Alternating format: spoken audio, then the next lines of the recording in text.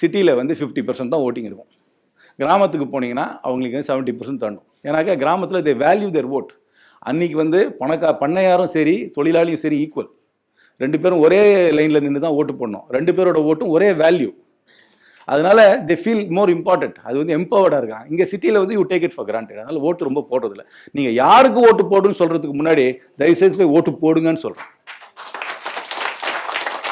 யாருக்கு ஓட்டு போடுறது it's not you have to think through the decision. நீங்கள் யாருக்கு ஓட்டு போடுறதுக்கு நான் ஒன்று இங்கே கேம்பெயின் பண்ண வரேன். நிச்சயமாக நான் கேம்பெயினும் பண்ண போகிறதில்ல. இப்போ நான் ஏன் என் கட்சியில் இருக்குன்னு வேணால் சொல்கிறேன்னா ஒழிய அதுக்கப்புறம் வந்து நீங்கள் வந்து ஓட்டு போடுறது உங்கள் இஷ்டம். அது யாருக்கு ஓட்டு போடுறதுன்றதோட நீங்கள் முதல்ல போய் ஓட்டு போடுங்க. Civic engagement is very important for any country to function.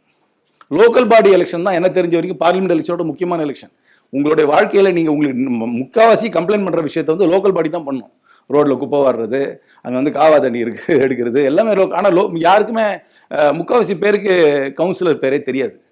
In fact முக்கால்வாசி பேருக்கு எம்பி எம்எல்ஏ பேரே தெரியாது. நான் வேணா அதை வந்து நான் சேலஞ்சாகவே எடுத்துக்குவேன். நம்ம வேணா போகலாம், ஒரு கேமரா எடுத்துக்கிட்டு கலை செல்வி நம்மலாம் ஒன்றா போகலாம், ரோட்டில் நின்றுட்டு வரவங்ககிட்ட சொல்லலாம், இப்போ உங்கள் தொகுதியுடைய கவுன்சிலர் எம்எல்ஏ எம்பி பேர் 3 பேரையும் கரெக்டாக சொன்னால் 1000 ரூபா கொடுக்குறேன், நான் கொடுக்குற ரெடியாக இருக்கு. இல்லாட்டி எனக்கு நீங்கள் 10 ரூபா கொடுன்னு சொல்லுங்க போதும், நான் போகிறதுக்குள்ள நான் தான் பணக்காரனாக இருப்பேன்.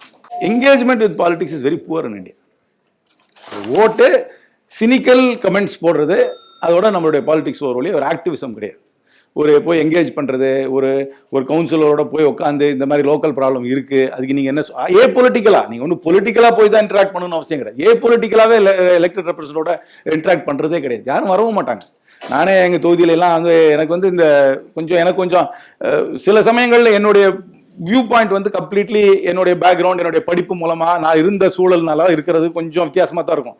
எனக்கு வந்து என்னை பொறுத்த வரைக்கும் இந்தியாவோட அசுத்தமான நாட்டை நான் பார்த்ததே இல்லை. நான் அட்லீஸ்ட் ஒரு 75 நாட்டுக்கு போயிருப்பேன். எனக்கு தெரிஞ்சு இந்தியாவோட ஒரே ஒரு அசுத்தமான நாடு தான் நான் பார்த்துருக்கேன். அது வந்து நேபாள். அதை தவிர எந்த நாடும் இந்தியாவோட அசுத்தமான நாடே கிடையாது.